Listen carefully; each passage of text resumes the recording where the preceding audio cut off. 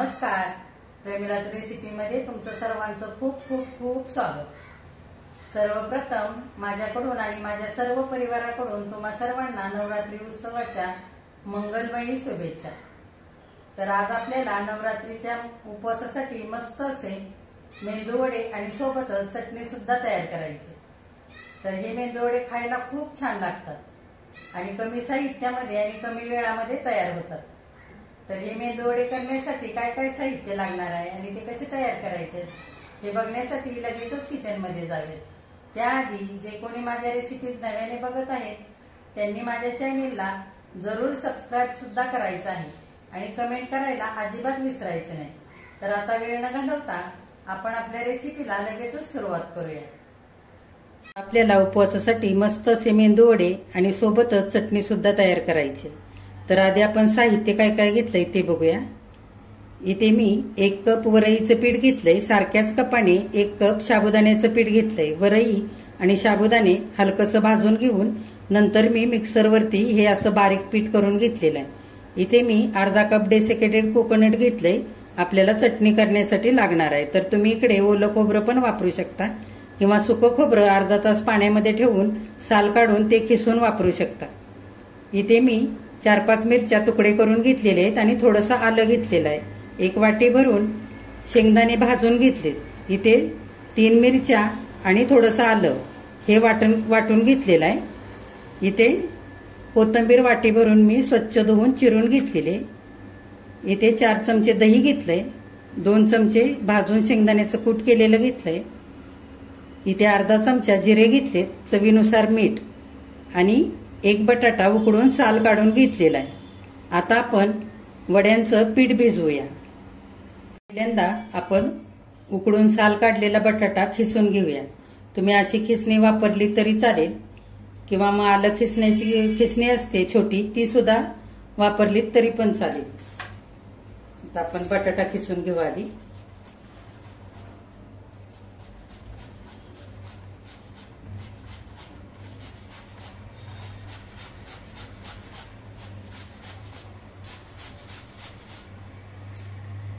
आता बटाटा खिसून झालेला आहे. आपण त्याच्यामध्ये हे वरईचे पीठ घेऊया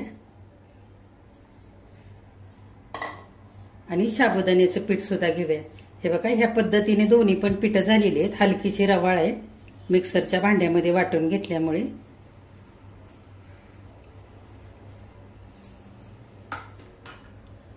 त्याच्यामध्ये हा मिरचीचा ठेचा घालूया. तुम्ही तुमच्या आवडीप्रमाणे घालू शकता. कमी तिखट किंवा तिखट मिरचीचा ठेचा तुम्हाला कसं आवडतंय त्या पद्धतीने. आता त्याच्यावरती ही चिरून घेतलेली कोथिंबीर घालूया. तुम्ही जर उपवासाला कोथिंबीर आलं किंवा जिरे खात नसाल तर नाही घातलं तरी पण चालेल. त्याच्यामध्ये हे शेंगदाण्याचं कूट केलेलं ते घालूया. जिरे घालूया.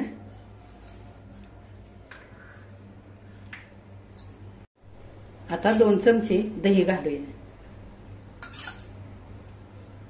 तुम्ही ह्या जागी लिंबाचा रस सुद्धा घालू शकता 1 चमचा भरून आणि चवीनुसार मीठ घालूया. आता हे मिश्रण आपल्याला एकजीव करून घ्यायचंय. बटाटा घातलेला आहे तो पण ओलसर असतो आणि थोडंसं दही घातलंय त्याच्यामुळे आता हे थोडंसं मिश्रण ओलसर होईल. त्याच्यामध्येच आपण हे सगळं पीठ आता आधी एकजीव करून घेऊया. आपल्याला नंतर लागेल तसं पाणी घालायचंय.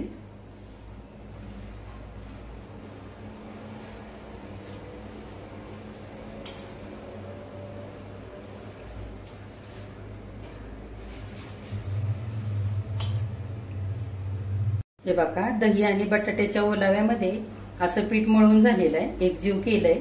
आता आपण थोडं थोडं पाणी घालून हे पीठ चांगलं मळून घेऊया. बटाट्यामुळे मेंदू वडे छान आतून जाळीदार होतात आणि साबुदाण्याच्या पिठामुळे वरून छान कुरकुरीत तयार होतात. थोडं थोडं घालून चांगलं मळून घ्यायचं. एकदम पाणी नाही घालायचं नाहीतर हे पीठ खूप पातळ होऊ शकतं. आपल्याला पातळ पण नाही खूप घट्ट पण नाही, सैलसर असं पीठ मळून घ्यायचंय. हे बघा ह्या पद्धतीने मी आता सगळं पीठ मळून घेतलेलं आहे, सैलच ठेवलेलं आहे थोडंसं.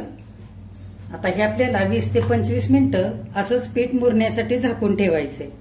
वरईच्या पिठामध्ये आणि साबुदाण्याच्या पिठामध्ये पाणी शोषलं जातं आणि पीठ थोडंसं परत घट्ट होतं. परत आपण करताना बघूया पाणी लागतंय का ते. हे पीठ पातळ नाही ठेवायचं. जर पातळ राहिलं तर वडे तळताना खूप तेलकट होतात आणि घट्ट मळलं तर वडे खूप असे कडक होतात आणि वड्यांचा आकार सुद्धा आपल्याला देता येत नाही. त्याच्यासाठी असं सैलसरच मी केलेलं आहे. आता हे मुरण्यासाठी आपण 20 ते 25 मिनिटं पीठ झाकून ठेवूया. बघा मी आता वाटीमध्ये एका पीठ हे काढून ठेवलेलं आहे. आपण हे झाकून ठेवूया आता 25 मिनिटांसाठी. इथे 1 कप भरून मी पाणी घेतलं होतं, त्यातलं एवढं उरलेलं आहे. पाऊण कप पाणी आपल्याला लागलेलं आहे पीठ मळण्यासाठी. तर तुम्हाला जर सकाळी डब्यासाठी हे वडे बनवायचे असतील तर आदल्या दिवशी रात्री हे असं पीठ तुम्ही तयार करून हवाबंद डब्यामध्ये फ्रीजमध्ये तुम्ही ठेवू शकता. चांगलं राहतं पीठ, खराब होत नाही. आणि सकाळी करताना थोडे जिरे आणि कोथिंबीर घालायचं आणि हे वडे करायचे. छान होतात वडे आणि पीठही छान मुरतं. तर आता आपण पीठ असंच झाकून ठेवूया आणि चटणी करूया. पीठ मुरतंय तोपर्यंत आपण चटणी करून घेऊ. मिरच्या आणि आलं घालूया मिक्सरच्या भांड्यामध्ये. त्याच्यामध्ये भाजून घेतलेले शेंगदाणे घालूया. हे अर्धा कप डेसिकेटेड कोकोनट घेतलंय ते पण घालूया. 1 चमचा दळलेली साखर घालूया आणि 1 चमचा लिंबाचा रस घालूया आणि त्याच्यामध्ये 1 चमचा दही पण घालूया. छान आंबट गोड तिखट अशी मस्त चटणीला चव येईल आणि चवीनुसार मीठ घालूया. आता हे थोडंसं पाणी घालून आपण चांगली चटणी बारीक वाटून घेऊया. दह्याची वाटी धुवून पाणी घालू आणि आता बारीक चटणी वाटून घेऊया. बघा अशी मी चटणी बारीक वाटून घेतलेली, छान अशी तिखट झणझणीत झालेली. तुमच्या आवडीप्रमाणे ही तुम्ही बनवू शकता, तुम्हाला किती तिखट पाहिजे त्या पद्धतीने. तर ही चटणी छान अशी बारीकच वाटून घ्यायची म्हणजे चवीला खूप छान अशी चवदार लागते. आता ही आपण काढून घेऊया आणि जिऱ्याची फोडणी करूया. आता चटणीच्या फोडणीसाठी मी इकडे फोडणीचं भांडं ठेवलेलं आहे. आपण 1 पळी भरून तेल घालूया आणि तेल चांगलं गरम होऊ द्यायचंय. आता तेल चांगलं गरम झालेलं आहे. आपण अर्धा चमचा जिरे घालूया. जिरे चांगले फुलून द्यायचे. हे बघा जिरे चांगले फुललेले आहेत. आता आपण चटणीवरती घालून घेऊ.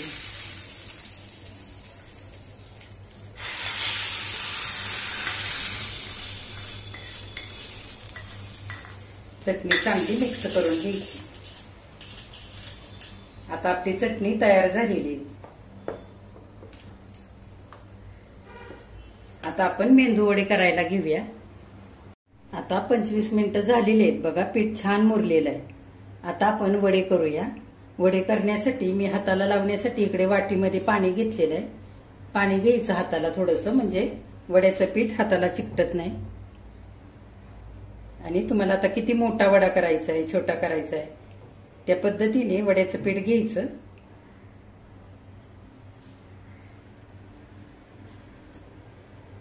हे बघा असं हातावरती करून घ्यायचं एकसारखं.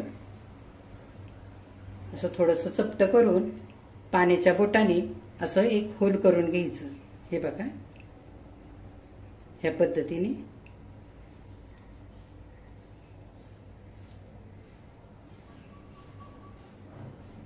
आपण असे वडे 2-3 करून घेऊया आणि नंतर तळूया.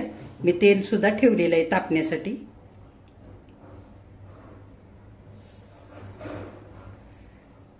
हे बघा तेल चांगलं तापलेलं आहे. आपण गॅस थोडा मध्यम करूया आणि नंतर वडा घालूया. आता आपण वडा घालून घेऊया. मध्यमच गॅस ठेवायचा आणि वडा छान तळून घ्यायचा आहे आपल्याला दोन्ही साईडने मस्त असा सोनेरी रंगावरती. थोडे बुडबुडे कमी झाले की मग वडा उलटून घ्यायचा. हे बघा तेलावरचे बुडबुडे आता कमी झालेले आहेत. आपण वडा उलटून घेऊया.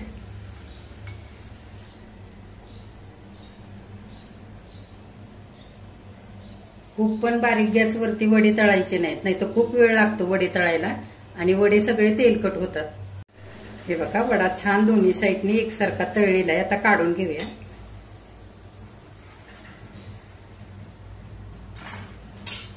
आणि दुसरा वडा घालूया। हे बघा, हा पण वडा आपण उलटून घेऊया। हे बघा, हा पण वडा चांगला तळलेला आहे, काढून घेऊया। वडा घाल। हे बघा, किती छान वडे तयार झाले। आता उरलेले सगळे वडे आपण असेच तळून घेऊया। हे बघा, उपवासाचे मेंदू वडे आता सगळे करून झालेले आहेत, खाण्यासाठी तयार आहेत। हे बघा किती छान झालेत।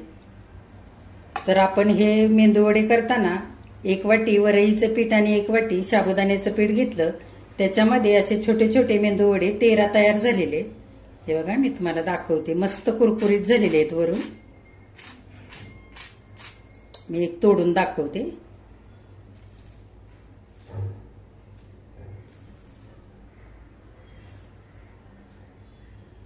हे बघा, किती छान जाळी आलेली आतून आणि वरून मस्त कुरकुरीत झालेली। आता आपण हे मेंदू वडे एका डिश मध्ये घेऊया काढून। हे बघा, उपवासाचे मेंदू वडे आणि चटणी खाण्यासाठी तयार झालेली। तर हे मेंदू वडे तुम्ही आता नवरात्रीच्या उपवासाला असे तयार करा। आणि मी माझ्या चॅनेलवरती उपवासाचे बटाटे वडे आणि सुकी चटणी ही रेसिपी सुद्धा नुकतीच 2 दिवसापूर्वी टाकलेली, तर ती सुद्धा तुम्ही बघा। आणि ह्याच्या आधी बऱ्याचशा उपवासाच्या रेसिपीज मी केलेल्या आहेत, त्याच्यामध्ये बटाटा साबुदाण्याचे वडे, शाही कचोरी, उपवासाची संपूर्ण थाळी अशा रेसिपी माझ्या चॅनेलवरती आहेत, त्या सुद्धा तुम्ही सगळ्या बघा। आणि असे उपवासाचे मेंदू वडे तुम्ही पण आता तयार करा आणि माझ्या चॅनेलला लाईक, शेअर आणि सबस्क्राईब सुद्धा जरूर करा। हे बघा, उपवासाचे मेंदू वडे आणि आंबट गोड तिखट चवीची चटणी खाण्यासाठी तयार झालेले। हे वडे मस्त वरून कुरकुरीत आणि आतून मऊ जाळीदार असे तयार झालेले। तर तुम्ही पण ह्या उपवासाला असे वडे एकदा करून बघा। हे बघा, मी तुम्हाला एक दाखवते, मस्त असा चटणी सोबत वडा खायचा।